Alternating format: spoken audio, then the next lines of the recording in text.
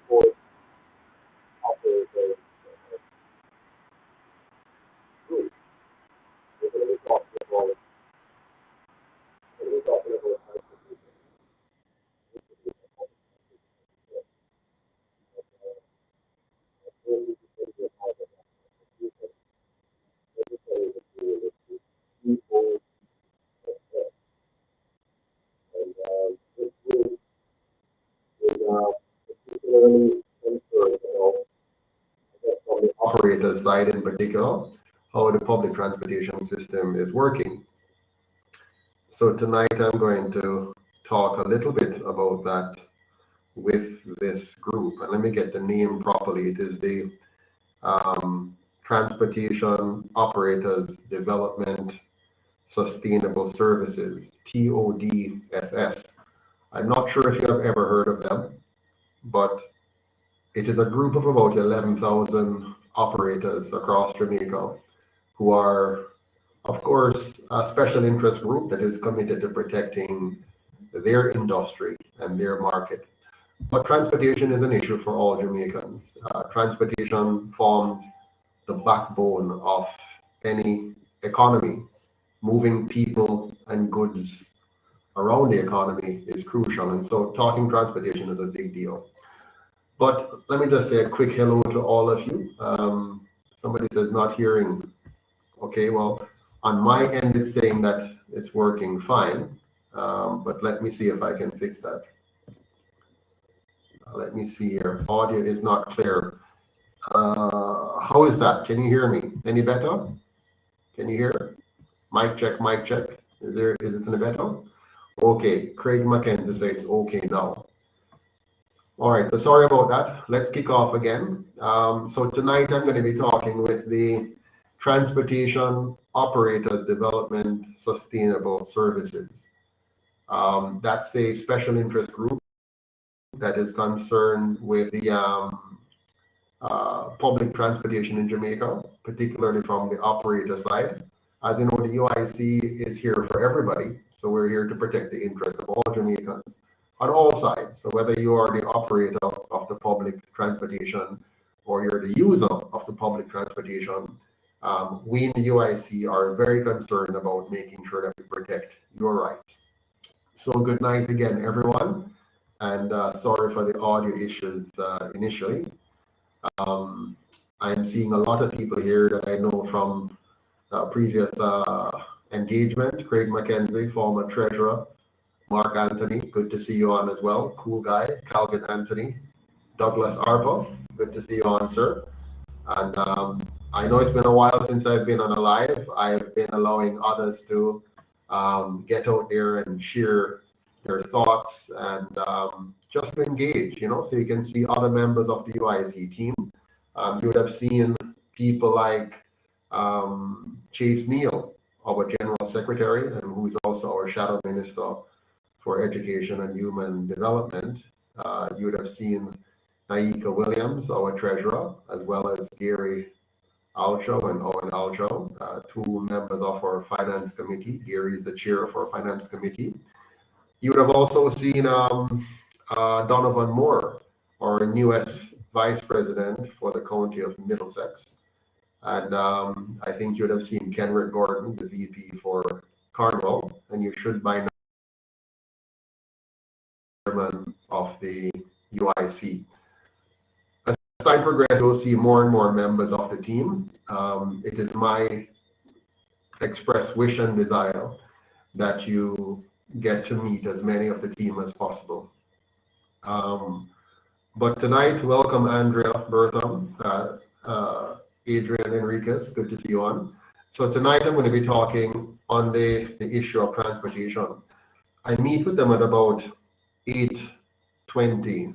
That's when I go on live with them. But before I do, I'd love to talk to you or talk with you about transportation in Jamaica. What are your concerns? What are some of the issues as far as you're concerned with public transit? Do you remember when you were a child trying to go to school and they said no schoolers and all them things there, and you couldn't get a bus to go home on time? Would you believe that that still happens today? Today, there are still students who are struggling to get on a bus to get home on time or to get to school on time. The pain points continue to exist for more than 70 years now.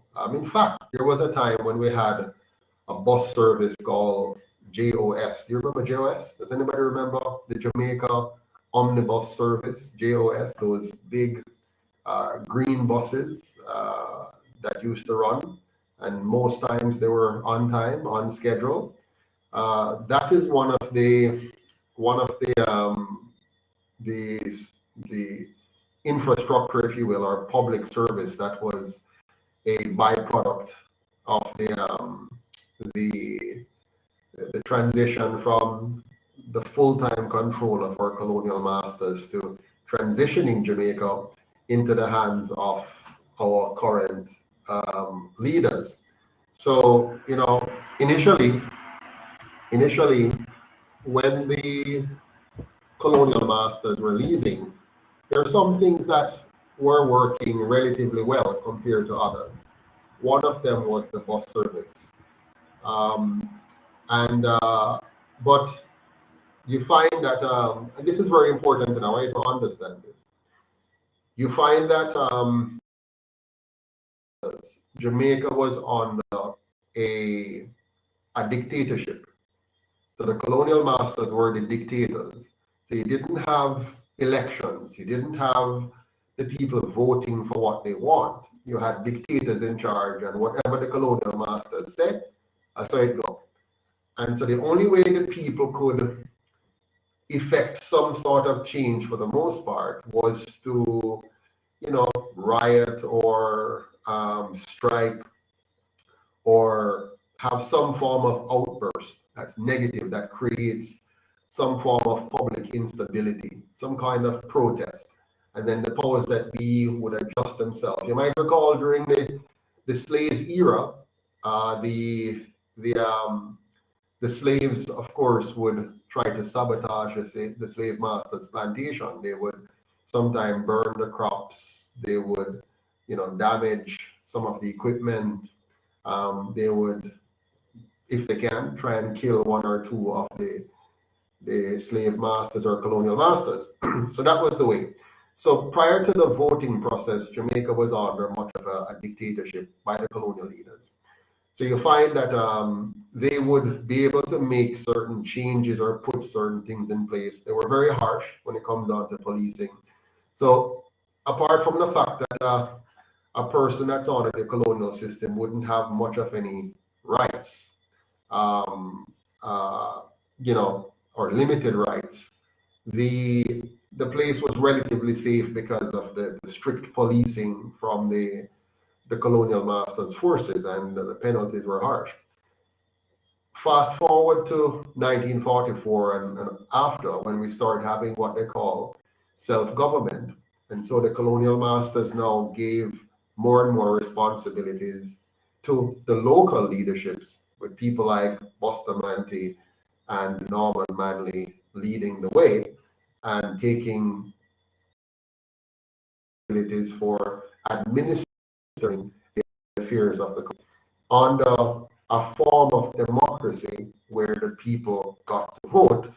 But of course, remember that the colonial masters are not idiots, eh? They're very smart. So they never just gave us freedom and democracy. They made sure that they found out who they could work with. And so they realized they could work with these two half white men and form two parties and get those parties to kind of be sympathetic to the colonial masters and work with them to create a false sense of democracy and then allow the people to vote for what they want. But what they really have now, is the people contending with each other, fighting with each other now instead of fighting with the colonial masters. This is important. So, take the public transportation system, for example.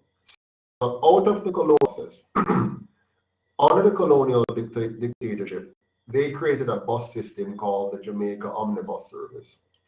This system was well managed, to be honest with you. They had, because one of the things that you'll notice over time is that everything that you give our people to run, whatever it is, whether it's a bus service or an airline or a wharf system or a railway system, it quickly disintegrates and mash up. And then you have to bring in foreigners to kind of resuscitate it and get something going. And there's a reason for this. So before the colonial masters fully left, relatively speaking, they helped us to create, well, not helped us, they created a bus system called the JOS system.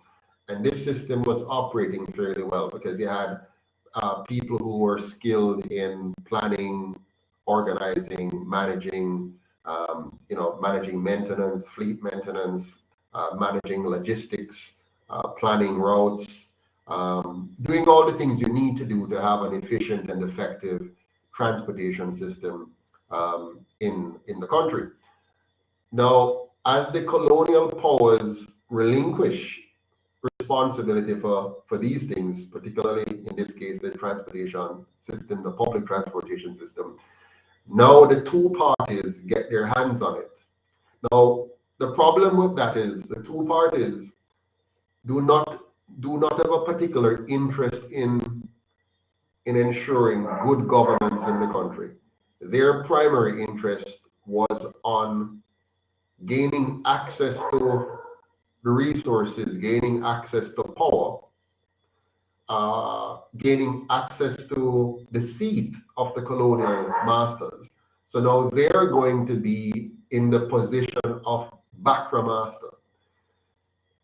They really did not focus on the development of Jamaica per se, in terms of planning carefully the development.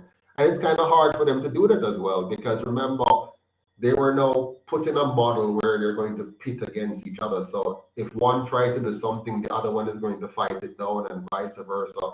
And we're going to be fighting each other. So if I try to get something good done, the other one will come and undermine it. And they're dealing with a large, uneducated population where you can tell them any foolishness and win, as long as it sounds reasonable or sound like it makes some kind of sense to a person who is not intellectually well developed. So, so one side can say, I teach your money. Maybe they weren't, but they just say it and the masses believe it because of whatever struggles they're going through. And then, of course, that system mash up. So over time, a system like the JOS falls into the hands of us, no longer under a dictatorship where the dictatorship would say, do this and do that, and it's done. It's now under a democracy where the two sides are fighting for power.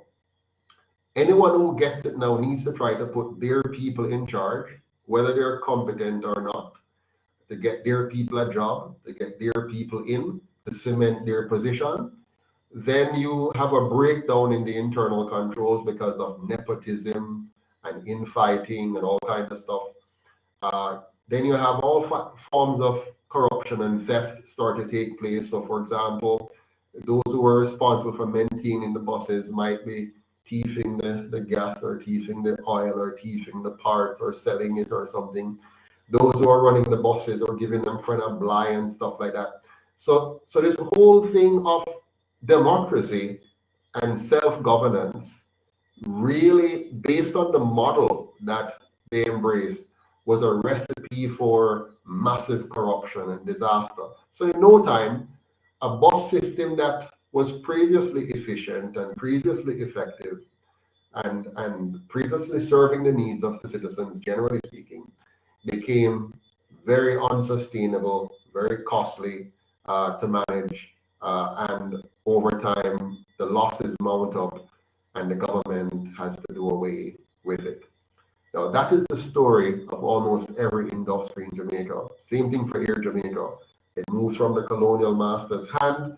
It was working very much okay, quite profitably before, as they move it into the hands of the corrupt politicians by design, because the system of politics that we have is designed to be corrupt. And I have explained it to you before, but I will explain again because not everybody hears all that I say at a given point in time. So Air Jamaica, like the Jamaica Omnibus Service, failed. Banana industry similarly failed. Sugar failed. Coffee failed. And that will be the continuous result of every industry in Jamaica for as long as we shall continue with the system that we have. And so if you look closely, you'll notice that over time, step by step by step, Jamaica is being owned less by Jamaicans. So the government, it takes over an industry, it runs the industry into the ground, then it sells the industry to a foreign entity that comes in, tries to resuscitate it if they can. If they can, they do, but then they own it, and much of the money will go out of the country, and the economy will suffer. Less and less Jamaicans will have quality job opportunities. Even if they get a job, it will be at low wages for the most part. And more the country is owned by persons other than ourselves. And our government becomes weaker and weaker in terms of its ability to do anything. And what it does do, it now does that on behalf of a special interest group. In Jamaica's case, that special interest group is the PSOJ oligarchy. So you have a bunch of really rich people who control most of the industries in Jamaica, and they form themselves into a special interest group called the PSOJ, and then they fund the two parties and pull and controls both sides of the equation. So when you vote PNP or JLP, you're still voting for the PSOJ oligarchy. You might see recently they came out with a new video, something about Star or whatever it is, and they're going to fix Jamaica socially and all of that. That's really just a response to the UIC. The UIC has called them out. The UIC has made it very clear that we know, and we're educating the Jamaican people, that the PSOJ oligarchy are the ones who are running this country.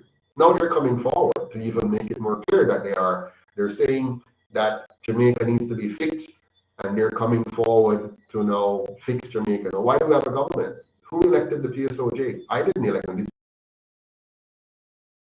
So why are they going to take on this so-called massive project? They're going to join forces with our police force.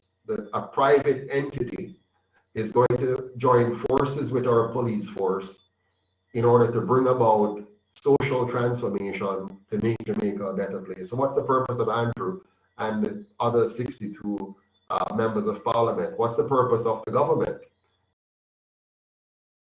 The PSOJ to take over our police and our social development agenda, and to do that. Don't you see what's happening here, folks?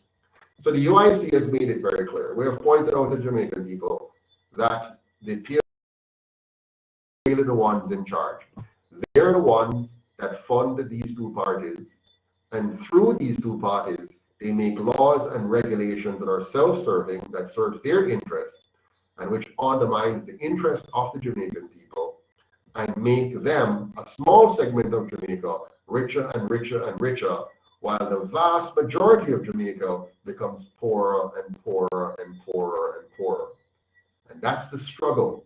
That's the challenge that we're faced with here in Jamaica, day after day, week after week, year after year. Clearly, they're losing a handle on things. The crime situation is getting out of line. They can no longer manage it because it is. If they were to try to really manage it and really crack down, who will they be cracking down on but themselves? Because if you go to like downtown Kingston, in the Beeston Street, Blake Road, Hanover Street here, all those places, who's really causing all the mayhem and the bloodshed and murder? It's the political connection that is there causing it. So if they were to truly crack down on the criminals, they're going to have to crack down on those in the upper echelon of our society who is feeding all of this. Those who are funding criminal enterprises, those who are funding the importation of guns, those who are facilitating the transshipment of drugs, and those who are involved in maintaining the scamming culture. Even the police is involved in the scamming. They're working with scammers and protecting them in order to build an industry that provides them an income which they otherwise wouldn't have. It is very difficult for the typical Jamaican to earn the kind of living necessary to enjoy a decent standard of living in this country. Very, very difficult. Very, very difficult, because the cost of living is based on the US dollar, while Jamaicans don't earn at that level. We don't earn at that level because the PSOJ oligarchy, working through the two colonial parties, have created an economic structure in Jamaica that keeps the vast majority of Jamaicans as low wages, low earners in this country, while they get to take off the top and keep the majority in an oppressed states. So don't be fooled by the new effort by the PSOJ oligarchy to tell you that they're going to fix Jamaica's social ills. They can't, they won't, because they have a very different agenda. Don't be fooled by the two colonial parties who tell you that they're doing their best to fix the situation and they have a plan, because they have not had a plan for 78 years that work. And if they can't fix a basic thing like our public transportation system, but rather take it from bad to worse, then you cannot trust them now to say they're going to fix it. So our transport system have some very, very basic challenges. Yeah. If you were to try to travel on our public transit system, one of the first things you'll realize is that they have no respect for you as a customer. So noise is okay. It's okay for them to blare any kind of music and whatever and so on. They don't respect you, the customer, because we don't have a system in Jamaica here where customer service is key, where respect for the rights of citizens is key. No, and so it's going to be noisy. It's going to be sometimes derogatory, and it's going to be less than comfortable in many instances. You also notice overcrowding on many of our transportation options. Why is that so? Because it's the Wild West. There's no proper scheduling and enforcement. The regulations aren't designed and enforced for the system to run in a way that is both economic and at the same time efficient and comfortable. So everybody is kind of run jostling to try to make the most money possible, which I understand. That makes sense. As a taxi operator, based on the current design of the system, you have to do what you need to do to make a money. So the system is designed for you to just do what you need to do to make a money, as opposed to having a design which allows you to make a decent income without putting the lives and the comfort of the Jamaican people at risks, you know. So basically, you have a system where the government is there, but they're not there. There's no scheduling. You can't know for certain when a bus is going to come at this point, or get into a taxi at this point, or whatever. Everything is left to guesswork. Yeah, or you have to make your own arrangement and call up a taxi and try to make something and arrange something. It's very poorly run, poorly managed, poorly organized, and so scheduling is lacking. You have a mix of different options. You have the route taxi, you have the minibus, you have the yellow bus, and the citizen is you really have to spend some time to understand the system and engage with it, and it is so frustrating and so inefficient. So as a result of that, you, the citizen, cannot be your best self. You cannot operate at optimal. Do you realize that many of our citizens walk around with very contorted faces? What do I mean by that? They're angry. Every day they're just angry because the system that we operate in makes you angry. It it requires a lot of extra energy to get by in the system. And so the people are just frustrated and angry every day. And this caused a lot of flare-ups to happen, a lot of what you call it now, anger management issues. Remember, the person you're dealing with, they're suffering from low wages. They're probably living in less than desirable condition. They are having uh, family problems stem from the social ills in our society, including, low wages, high cost of living, and then they face a terrible bus service. So these are some of the challenges, and there are many. So the UIC has a plan for Jamaica, and our plan is to get to the problem at the root. And the root cause of our problem in Jamaica is the system of governance which divides us.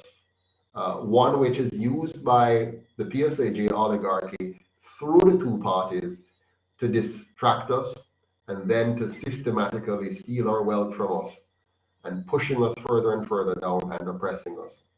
I have to now go on to my call. I'm going to see if I can I'll keep you on if you don't mind, and I'm going to see if I can connect with those folks now at the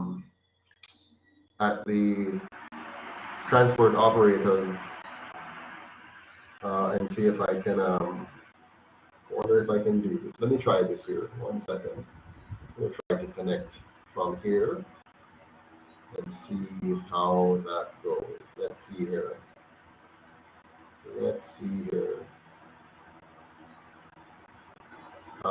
Whoops. Where are we? Just a second. Here we go. So I'm going to try to connect now. I'm supposed to be on at 8:20. I hope this doesn't disrupt the call on this end. Let me try. Please forgive me if it interrupts us. Let's see. So you're still with me here. I'm going to see if I can connect with them on the other feed here, and then we can you can hear what I'm saying with them as well. Hope it works. Let's see here. I'm joining the video. Let me know if you still can hear me on the live, okay? I hope you can.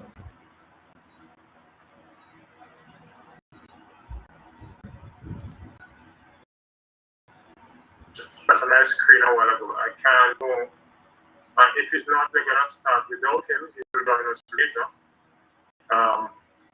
Okay. I think we now have time to get started. Good night, everybody. Good night. Good night. in the absence of our chairman, Reverend Michael Dakin, I will open the WWZC along with our co-host, So Mr. Jeffrey Tavares. Can you all still hear me? Roots FM. Let me talk. I want to say a pleasant good night to you all and trust that tonight's discussion will be one that will be long remembered and that you'll have a chance to make your input as well as to get your question answered. Let me see if I can share this one. I always ask for somebody to say a word of prayer for us, but not I can't see the names of the persons on the screen tonight. So if you allow me to invoke the presence of the Almighty, after which I'll make a few announcements. Almighty God and Father, we welcome you in our midst tonight. We invoke your holy presence among us, and whatever we shall say or do, to you be ascribed all honor and all glory, which we ask in your precious, holy, and mighty name. Amen. And sisters, tonight is the 51st staging of the WWZC, our weekly Wednesday Zoom conversation. Tonight is expected to be a very